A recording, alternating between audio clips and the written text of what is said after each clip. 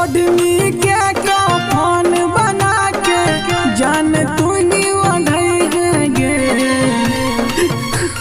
गे जान हो ओढ़नी के कफन बना के जान तू ही ओढ़ई गे कसम छो तोरा जान हमर लाश के बारी में जरई गे कसम छो तोरा जान हमर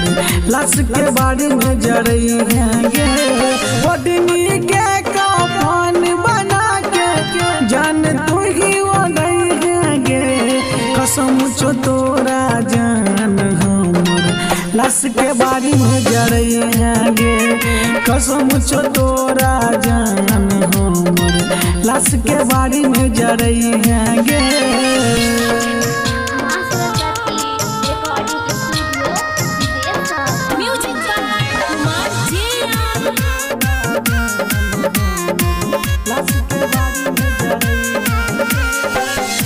अंतिम इच्छा हमर दिहा जन पुराई मरलो में लिहा एक बेर सीना से लगाई अंतिम इच्छा हमर दिहा जन पुराई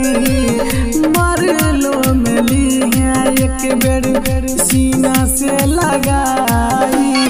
जटिल लागे हमरा कमर पर सोना तू ही चढ़ई गे जटिल लागे हमरा कमर पर सोना तू ही चढ़ई गे कसम छो तोरा जान हमर लाश के बारी में जरई गे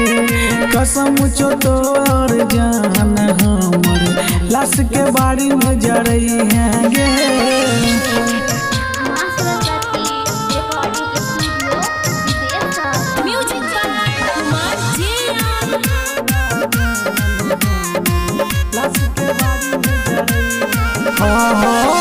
सरजीत विकास को मुकेश दीवाना सहेली है पगली दुनिया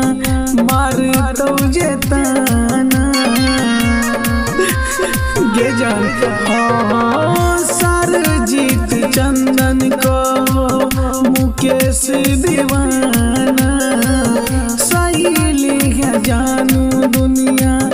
मार तो जेताना राजू राजा बाबूजी के तू दिल नहीं दुखई गे